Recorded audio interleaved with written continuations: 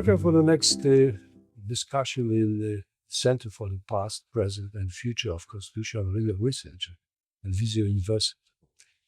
We'd like to present to you just today a very nice book, and we'd like to have a nice book presented by our great guest, Dr. Michał Kuś, who is sitting here.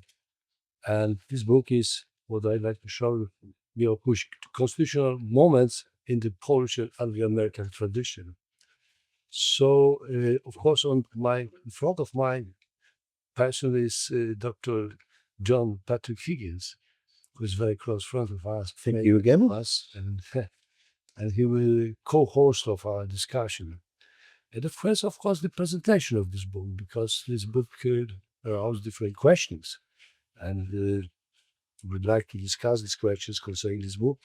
So I'd like to first attack you, because this goes from the title of this book. What are the constitutional moments in the history? Maybe in the history of constitutionalism, and maybe the constitutional history. Well, if I were to change the title in any way, I would probably maybe go in the direction of constituting moment, or moment that constitute. But that's a bit of a tongue twister. Constituting moment. Constituting moments. Yeah, constituting moments. This is what I want. Yeah. Thanks. So constituting moments, but this is a little bit of a tongue twister, and I wanted the book to have some appeal also for legal scholars. I think that,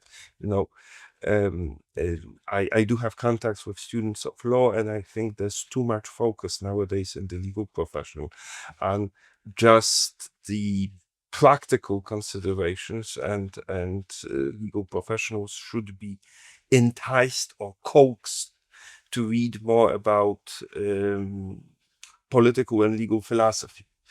Because this is what ultimately law relies on. Practical law is oblivious to its own foundations. Its foundations are partly political, but not solely political. If they were only political, we would have to agree with Hobbes. We'd have to agree with legal positivism. They are also rooted in the practice or common law, as the English system has it. And this dynamic, the discussion of the clash between political power and the legal customs of the people who live in a particular place, is generally what shapes the legal tradition and the legal practice at the moment. Now, what are constitutional moments? Are moments when that tension, that discussion between those two elements, between politics and legal custom, come to a certain turning point, when that discussion becomes particularly heated, and usually at the end of that constitutional moment, that's either long or short, depends. Some of those moments I would evaluate at more than 2 decades, but usually they start with a theoretical discussion, with an attempt to define what the law is, and we can talk a little bit about what gives an impulse to have that discussion, and they end with some sort of codification. Not always a clear physical constitution, but nevertheless some sort of codification, or at the very least agreement on what the law is. Yes, but the next question, of course, because you based on your book on 2 plots, English and Polish Commonwealth in Poland, and English Commonwealth. And I would like to ask you, in your opinion, how many of these constitutional moments we can count in the English and, of course, in the Polish history? But this problem is also very interesting, that this what you are going to say about this situation.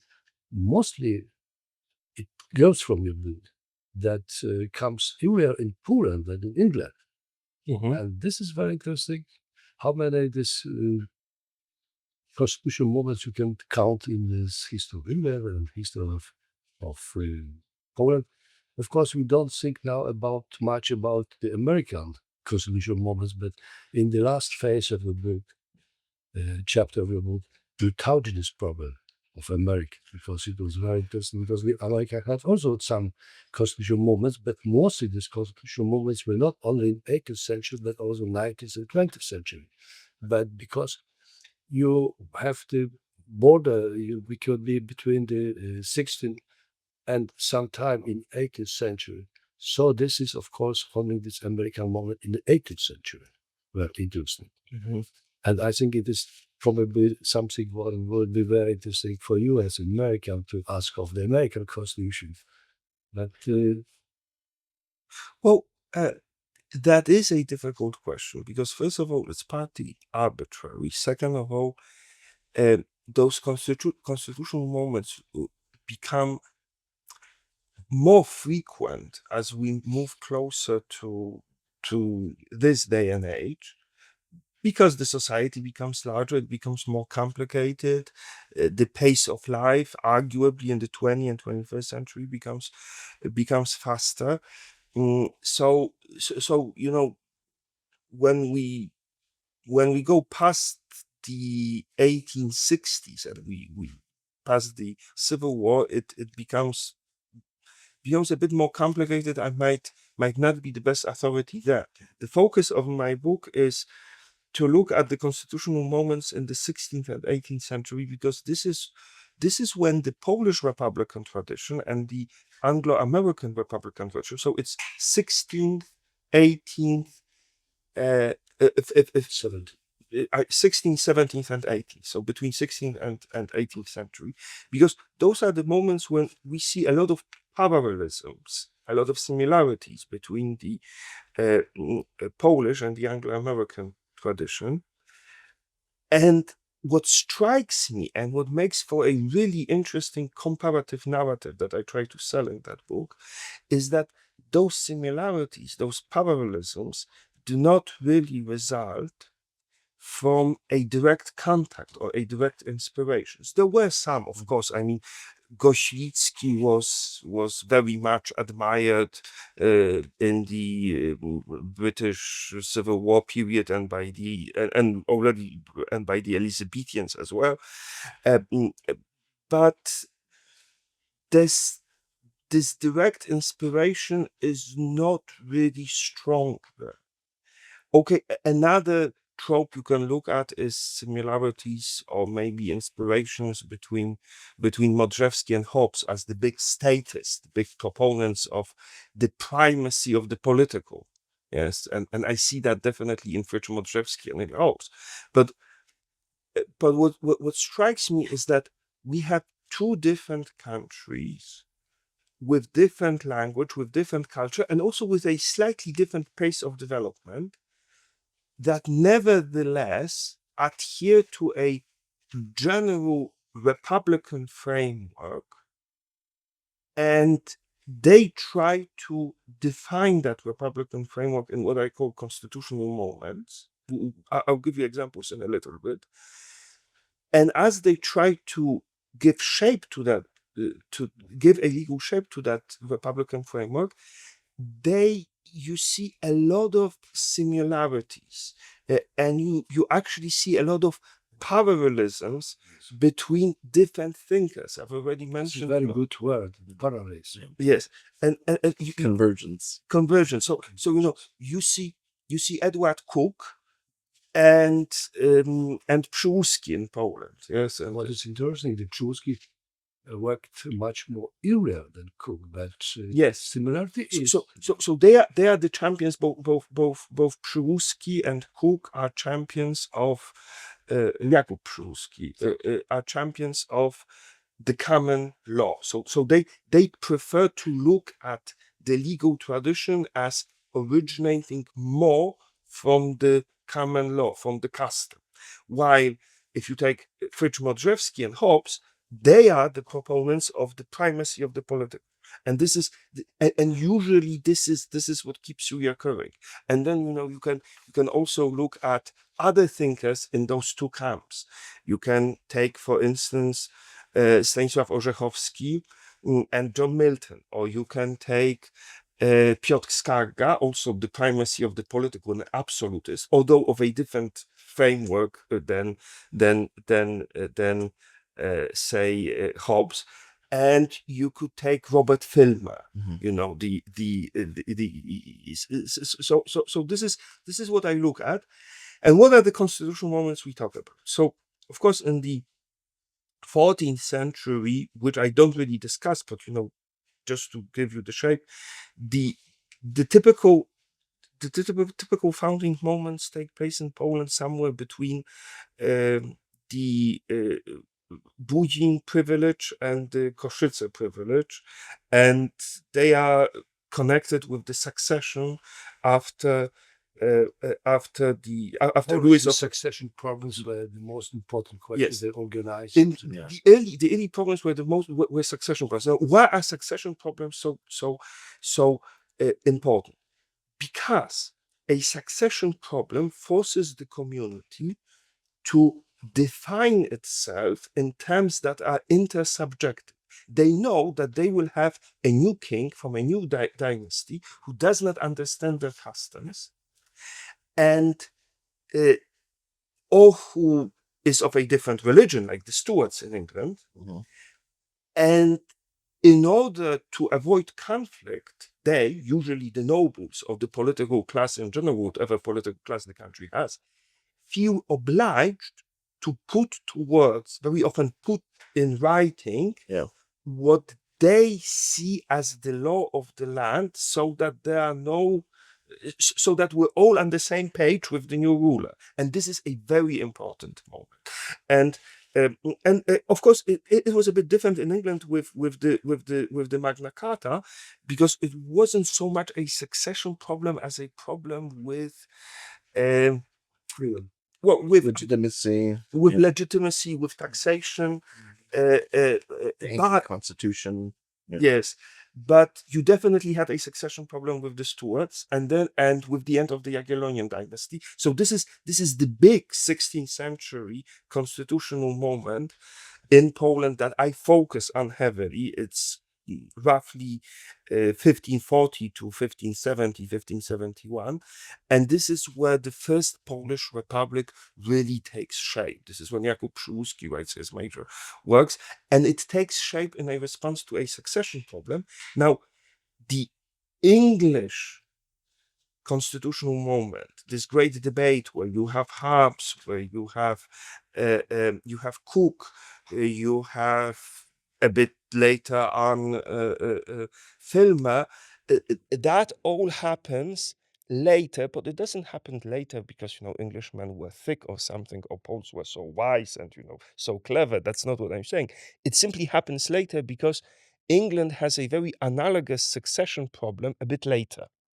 And it's connected with the Stuart succession. It's connected with the nobles being afraid of this king with clear Catholic sympathies and trying to create a legal framework that would check him. Yes, and this is the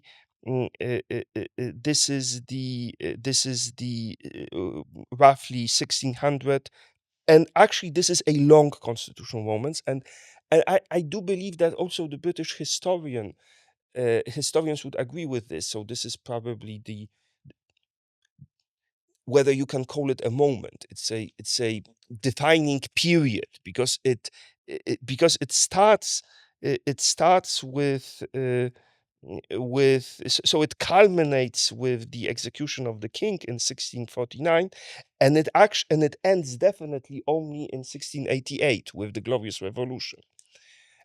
But after the Glorious Revolution, we more or less have the British legal system that, for all intents and purposes, is still in place today, and it resisted modifications in the 20th century. It even resisted modifications by EU law. I mean, one of the undiscovered interesting facts is that one of the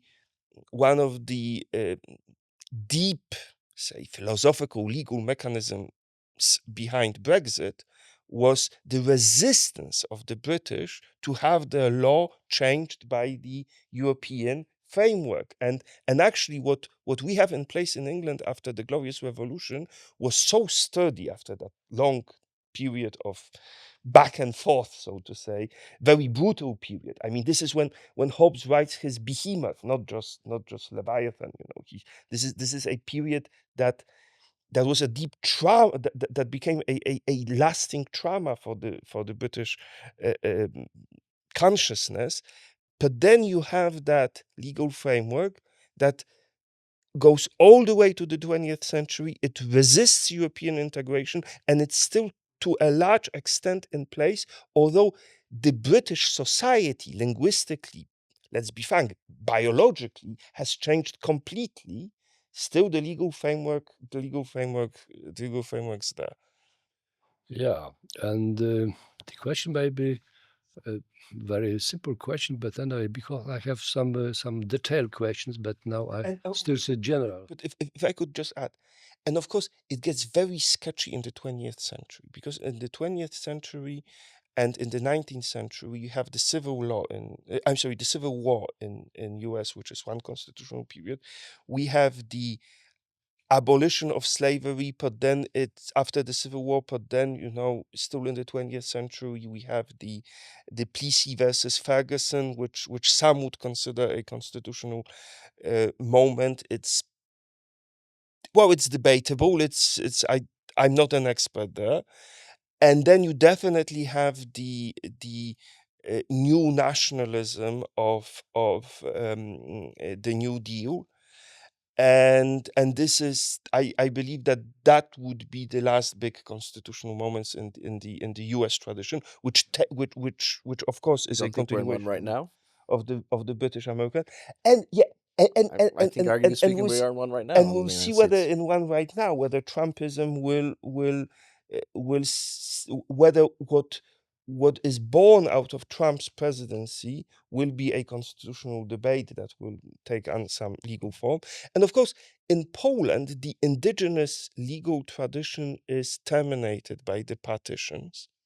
Then we have the rebirth of the Polish legal tradition under the Second Republic. A lot of elements are restored. A lot of direct reference are made to the old Polish constitution. Then of course that state after a brief period becomes ravaged by World War II. And after that, we have the period of constitutions that I hesitate to call what happened during the period of the Polish People's Republic as a real constitutional moment, because this was what I find so appealing about those great constitutional moments in the 16th and 17th century is that they result from a deep, free, open, indigenous discussion without strong external influence. It has a quality of being something almost thrilling to read those debates, to read how deeply those people were involved, interested in the future of their land, in philosophical ideas, how they were preoccupied. You don't really see the type of cynical servilism that unfortunately becomes a part and parcel of the legal discussions in countries in the Soviet sphere of influence. Yes. And then the next constitutional moment comes round in 1989, and we're still, oh, I would say we're still living in it. Just recently, President Nawrocki decided to remove the round table from the presidential palace. And my immediate comment in my podcast with Maciek Korzuszek and Kacper Kita, which my friends whom I regularly have political discussions with, I said, that might be finally the moment when we come to something that's our own, when we divorce ourselves from that non-indigenous, from that external tradition that that sort of changed our legal framework, but those things are still did not fully take form. So it's difficult to discuss them. And in this discussion and in this exposition, you said about different, general and universal questions. But I would like to return to this our great topic of this discussion, the constitutional moments in the Polish and Anglo-American tradition. Why just the Polish and Anglo-American tradition? Because it is very interesting. So it was only 2 states in Europe. Okay. No, definitely not. I have a similar question. I want to kind of add into this a little bit, if I may. It's part of this kind of thread. Going back to your kind of discussion of your students is why should the civil tradition kind of care about the common law kind of approach to begin with? You kind of outline some things that you think the common law maybe does better, maybe stability of law. I think you mentioned in this, able to change but not destabilize. Is this maybe part of this reason why you kind of saw the similarity between Poland and England, is that the common law just does things better than the other kind of traditions, comparatively speaking? It's not just Poland and the United Kingdom, or England and later United Kingdom. It's also Poland, England, and the United States. Why am I looking at those? Because, I mean, apart from the fact that I'm linguistically and intellectually prepared better to study those constitutional traditions than others. So apart from that simple and mundane fact, methodologically, I would argue that what we are looking at with those 3 states are the most successful or nearly successful, if one looks at the Polish Republic, and the most the largest Western Republican projects of early modernity. Continued in mature modernity by US, but those would be those 3. The largest Western Republican projects, 2 of them developed into what nowadays still is, although it's crumbling, people say, the global order, because essentially the global order we have is still, to a large extent, an Anglo-Saxon made global order. So this is how big the tree became once it took root. It created its own global order eventually, and one of them completely failed, but it failed after a period of greatness, after a period of really intellectual and political extravagance, one is tempted to say. And this is the Polish Republic. And it's interesting to look at those. If I were to compare them without looking at the size, the strength, the scope, at a certain point, the Polish Republic was the largest state in continental Europe. Yes, as far as territory is concerned. But leaving that aside, if I were to compare them to something, I would compare them to smaller Republican projects that nevertheless systemically are similar. So Switzerland, Netherlands, yes,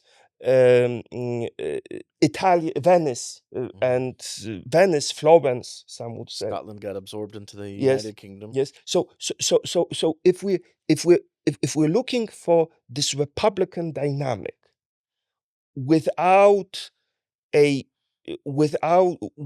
real tension between the political and the common law element, without the political absolutism simply gobbling up the common law tradition, which I'm sort of partial to, then if we're looking at large, strong political bodies, we have England, we have Poland, we have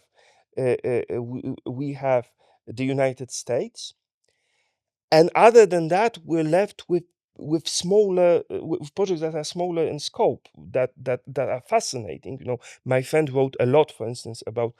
I have a friend who worked as a diplomat for many years in Switzerland. He's also a doctor, Dr. Jacek Rosa. He's also a scholar, a economic scholar, and one of the things he then kept telling his students is, look, Switzerland should be the model for European integration, not the German model.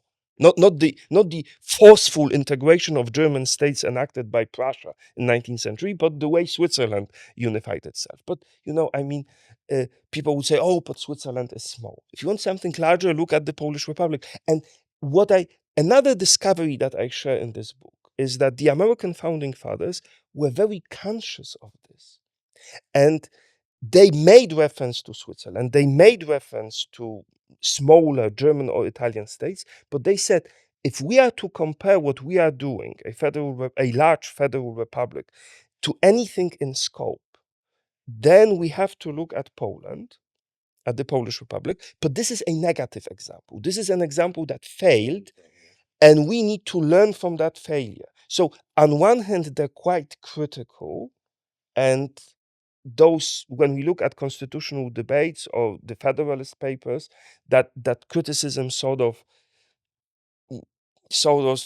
rubs Poles the wrong way, and then there is a school of thinking in Poland originating from the so-called Krakow school of history, which is extremely critical of the Republican tradition. Nowadays, it's sort of continued by the national way of thinking. Recently, my friend Kacper Kita, who's more into national politics, he gave me a periodical that's called Polityka Narodowa, so national politics, and this was like Opcja Piastowska was the title, so the Piast option. And the first couple of articles I read were highly critical of that Republican tradition. This is what got us in the wrong place at the wrong time, and we need to go back to the primacy of the political, to the strong state that tramples over any But common its law. strong state in this time was only by the Casimir the Great, but not Yeah, in the and small. and Maybe the question the American founding fathers asked themselves is, how can we have both? How can we have both freedom and strength? How can we go in the direction of this Polish freedom, at least for the political class? We have discussions concerning slavery, the role of women. I'm leaving that aside for a little bit. But how can we have a free Republican political class, and at the same time have a strong state, a state that is strong on the outside and free on the inside? This was the essence of the American project. And the negative example of a state that was very much free but also weak was the Polish Republic. And the negative examples of states that became very much absolutist, power became centralized, were abandoned. France was the most recent one, where they were. What also strikes me about the founding fathers is that they were very conscious already in the early days of the French Revolution that what's happening is not a liberating revolution. That, well, maybe not in the early days, but by 1790s they became quite conscious that what's happening is not what they is going in a direction decidedly different than the one they created for the republic with the American Constitution and so on and so forth. So I'm trying to look at all that, and that's why I think that this is a fair comparison. Yeah. I think it's more of a dialogue too, in that it's not just America took from Poland negatively. Poland also took negatively from America, right? Because the first American Constitution failed, right? So we had the partition, and then all those Kosciuszko and all of them came over, right? The Articles of Confederation, Yeah, yes. the Articles of Confederation failed, and then there was a decade of essential chaos in America. and then Poland was kind of getting itself together, and then this 4-year Sejm, and then the That's- founding, and then the 1789 Constitution overlapped. So they were kind of. That's why the Constitution of the 3rd of May. This is a very interesting project. Because they were commenting on the American Constitution in the debates of the 4-year Sejm as well. Because the Constitution of the 3rd of May takes steps to create a very strong political, a very strong centralized political structure, so strong that some Republicans simply dismissed it. This is the essence of the Bar Confederation. And but I think it was still within the framework of the constitutional tradition. So you have solutions that are more, say, that go more in the direction of the common law, and you have solutions that go more in the direction of the primacy of the political, like the Constitution of the 3rd of May versus the Henrician Articles. So the Henrician Articles would be definitely more Republican. The Constitution of the 3rd of May would be more Republican. So the Henrician Articles more Republican, more common law based or tradition based, while the Constitution of the 3rd of May definitely more in the direction of a strong political, creating a strong political power, a strong political element. Nevertheless, this is still within the larger framework of a constitutional moment. What I think happens in a state like France under Louis XIV, or what happens in a state like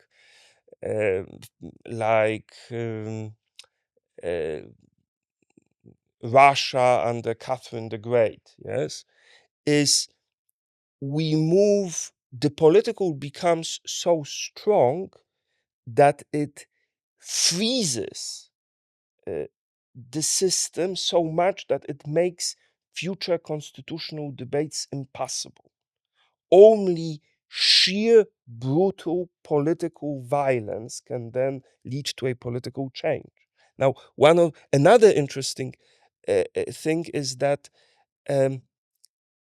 not all of those constitutional moments necessarily ended or entailed a violent revolution. Some did, some didn't. So basically, I would say that a mature absolutism is not really political. This is what my teacher The separation of the political. Yes, it's not really social. It's not really political because it's simply power for power's sake. It precludes a open discussion of the political system. Well, if you have the servile classes and the rulers, and the servile classes have no hope to rule, why do you need politics? Yes. Right? So we see if you go too much in the direction of what I call the primacy of the political, ultimately you also lose the political, and you just have raw power. So politics without a common law element becomes despotism and defies itself. Yeah, but it's very interesting that what I would like to say that this book looks like a very heresian in some points. For example, Heresy. Heretical. Why? Because when you compare Alfred Modrzewski with Hobbes, Mhm. it is for different people, it should be maybe something like the heresy. Well, I mean, okay, I know where this Because- comes from. This comes from the fact that, and I do think that this is one of the controversial comparisons I make. It's not controversial for But me it's very because very fine part of this book. and because I thought about this long and hard. But okay, you have to realize that first of all, those were different periods and different political environments that the two thinkers worked in. So within the British political imagery of the era, Hobbes was able to create a defense of absolutist monarchy and call a spade a spade. Say, this is absolute monarchy. It's period. Now, this was very difficult to do in Poland. Poland was much more consciously Republican in the 16th century. And if you read Modrzewski, you know, he sort of, he wants to create a strong political power. And I guess it's debatable whether if he would be able to write his mind, you know, completely without any inhibitions, you know, any social or political inhibitions, whether he would be able to openly write, "I want a absolutist monarch." I don't know. I don't want to say this openly, but you have to remember that in Poland, people, and there was one historical example under King Jan Olbracht in the 15th century, Filippo Buonaccorsi, the notorious Kalimach, so a Italian who worked under court, very similar to Machiavelli, although also before Machiavelli, so thinkers who openly said, I want to do away with that messy gentry republic, I want to have an absolutist monarchy, did not end well. They, to the point that, you know, Bonaccorsi was almost assassinated. The king had to hide him from the nobles because the nobles wouldn't allow such argument to take form publicly. Even later with Goślicki, he still had to hide some of his thoughts. Goślicki was probably as absolutist as you could get in in in in the Polish Republican environment, and you know, he sort of hid fragments of his writing. His family did not publish everything. You know, that's another fascinating story later on in the uh, in the later period of Polish history. But going back to Modrzewski, he definitely defined the political system very much like Hobbes as a republic. Remember that Hobbes also, he doesn't write kingdom, neither in Leviathan, nor does he write about kingdom in the Behemoth. He writes about commonwealth. This is commonwealth. So remember this: uh, the the kingdom, the royal tradition of absolutism. This is Robert Filmer. So with Hobbes, you have this concept of of a commonwealth with a monarch. This is the language he uses, who is an absolute monarch. But Hobbes defines why he is necessary for the commonwealth to survive through a period like a civil war, to take form and shape. And uh, uh, and he's very persuasive. This is why he's such a great thinker. This is why you have Oakeshott, you know, exploring Hobbesian tradition and trying to prove that it's not really about authoritarianism or about one man rule. It's more about the community maintaining itself, maintaining its shape in throughout, you know, a grueling experience in the tempest of history, one would say. And and this is Hobbes, and I think Modrzewski is quite similar. But he was era. Yes, he's quite similar. He's quite similar, But he although stayed on a monument like a very progressive and very nice for because the. he is progressive. Progressivism is about centralization of power. Okay, okay. But progressive in another way with social history, you know, was But he also said there should be two churches, one for the government, one not for the government. So he wasn't a total, you know, No, he wasn't. But combiner of he power. was in the business of strengthening the political. Yeah. And when he writes, it's very interesting how he discusses custom, because when Cook writes about custom, he means a legal practice of a sort. It's very similar with Przyłóżki when he writes about custom, he means a legal practice. Yes, and when Modrzewski writes about custom, he means a habit that should be meticulously shaped and created and inculcated into the people through education.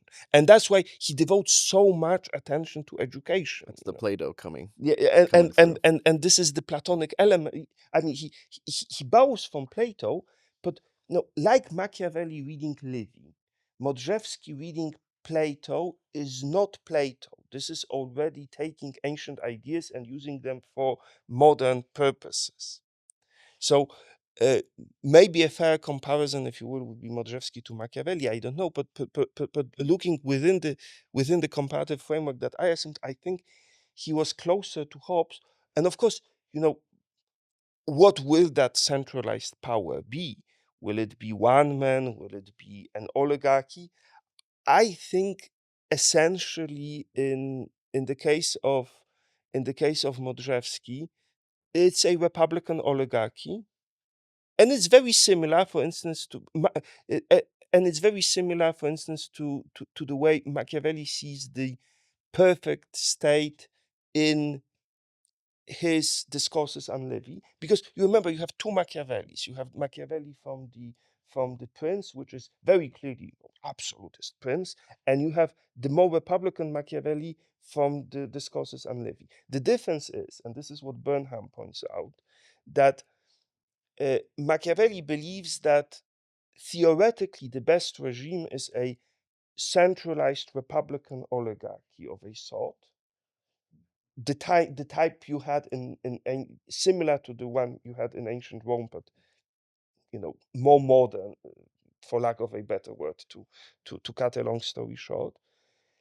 But in practice, with a very corrupt state, with customs that are not Republican, in order for that state, and here he's very similar to Hobbes, and we know now that Hobbes was deeply inspired by Machiavelli. So in practice, in order to, with a corrupt state, with a state torn by unrest, by war, like the Civil War in England, you need to have a strong man. You need to have someone who creates that constitutional element by force, and this is absolutism. So if you ask whether Modrzewski or Machiavelli is absolutist or is more Republican oligarchic, that's debatable. You should ask them. Unfortunately, they're dead. What we know for sure is that they saw little value in the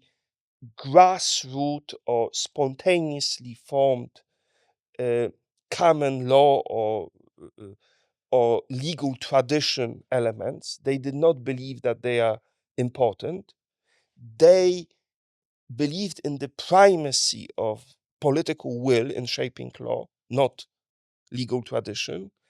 And they believed that that political will is created by centralized political power, and that centralized political power should also educate people, shape their customs, and it's the political power that should shape the customs and not the customs of the people that should shape political power. This is what both clearly Hobbes, Machiavelli, and Modrzewski believed in, and there's no doubt about this. And I think even with those who will find my comparison controversial, they will agree with me on this. So what about, how does Modrzewski's theory of education then kind of fit into all of this? Because he has these things that he's not just, of course, he talks about the education of the king and the noblemen, right? Increasing the morality of the state. But he also talks about that, churches should be reformed and they should broaden the education. He has some ambiguous statements, that sounds, sometimes he doesn't like the idea of serfdom and sometimes he doesn't think it's necessary. Wouldn't this kind of go against a little bit of kind of this oligarchic, kind of quasi-oligarchic model in Modrzewski? Because I could see from one hand, from an idealist point of view, you want this enlightened. We would all love to have an enlightened bureaucracy ruling our lives. And the other thing that's interesting too is you talk about this period of comparisation, where he says the situation in England is coming through a difficult civil war, but the 16th century, the situation in Poland's consolidating when there's lack of external enemies. So it's actually from a strong state, from not a weak state. So shouldn't the maybe on some sense they get to the end point of more centralization, but the roads that they seem to get there seem to be very different. That it's not the crisis of the state that's driving the Polish desire for consolidation like it is for Hobbes, for example. Well, by the time you get, I called Goślicki an absolutist. I should say Górnicki. Górnicki is probably even more absolutist. So by the time we get to Górnicki, that would be 17th century, we're the crisis of the state is already felt in Poland. Poland is strong, Mhm. but Górnicki already realizes that it's not, and and it's I'm sorry, I've in the heat of the discussion I switched the names. It's Górnicki's Okay. family that sort of needs to hide So the you're shifting a little bit later. Okay. yeah Yeah. that wants to hide those Machiavellian elements. Uh, so pardon for my mistake. When earlier when I was speaking about Goślicki, I meant Górnicki. Now I do think that we would like to have in politics all good things together in a package. So we would like to have liberalism, democracy, freedom, and prosperity, all in one box. But this is not what you get historically.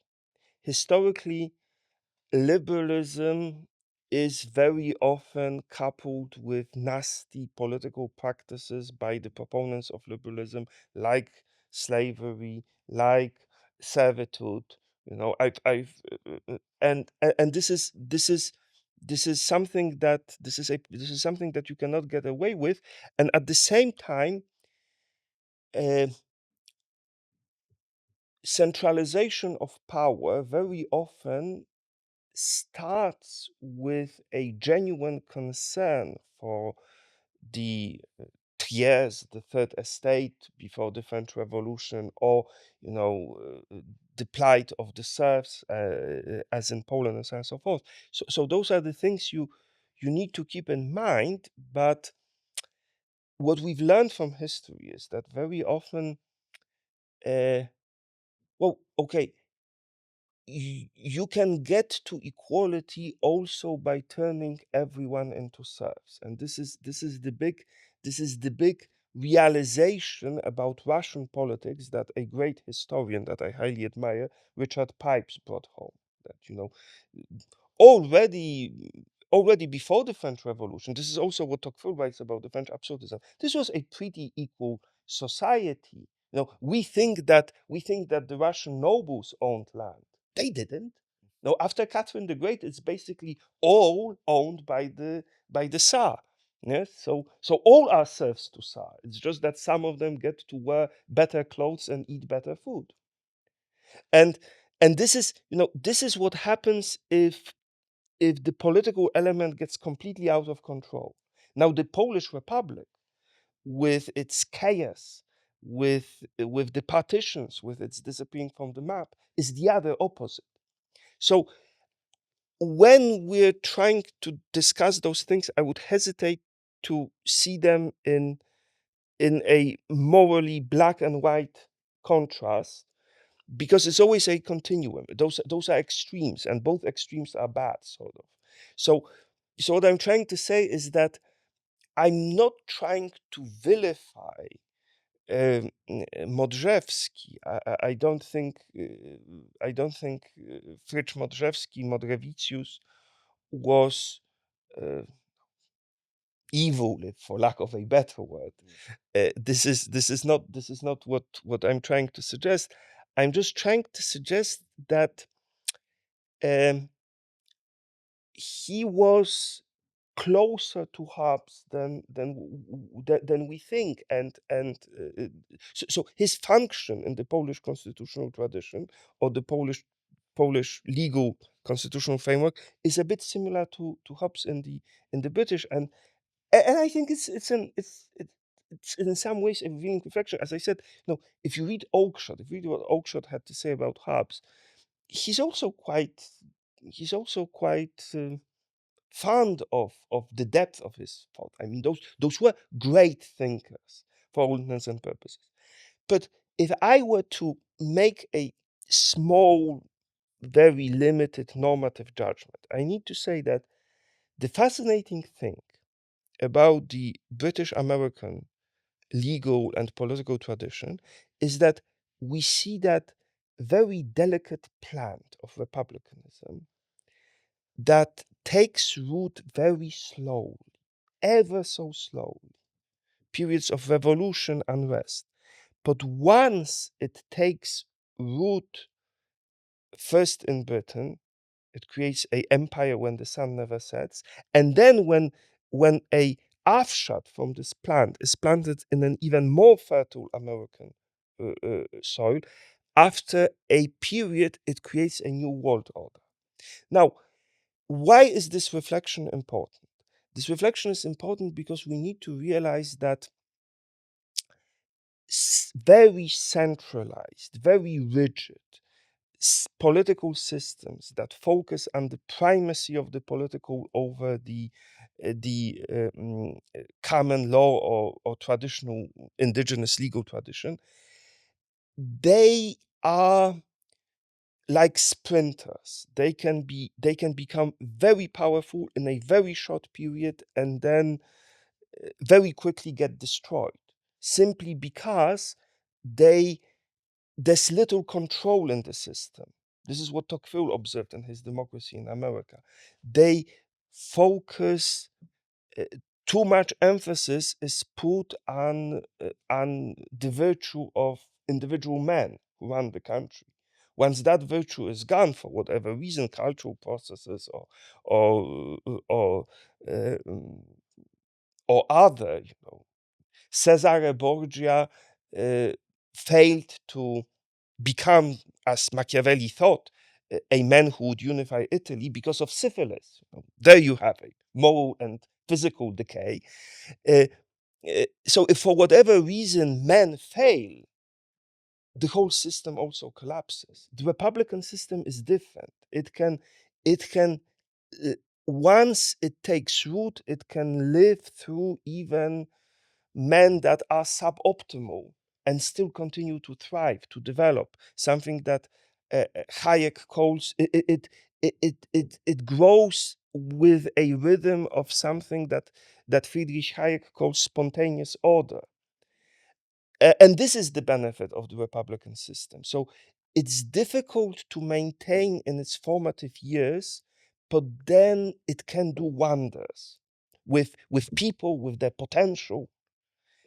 And we saw that. Who knows what Poland would become if it was an island? In other words, who knows or what? like Switzerland with the mountains. Yeah, or like Switzerland. Who knows? Who knows? It's an open question. Well, but now we are going to the discussion about something like a very specific history, but we have to concentrate maybe a bit. So I would like to summarize that this book is very interesting from the political point of view, something like in a political thinkers, because we discussed different questions of constitutionalism, like, for example, with your book, but it was the theory of the constitutionalism, very interesting question, but not the constitutional history, but theory of constitutionalism. But we have to do with your book something like from the point of view of political thinkers, from point of view of political ideas concerning the constitutionalism and the constitutional system, I can say. And this is why this book is very important and quite written in quite different manner like the other books in Poland. This is what I would like to say, same like with your book. And it was very nice to me to present this book and to discuss with you and you about different questions concerning the constitutional tradition, because it was a very important question for us. Thank you very much. Thank you. Thank you.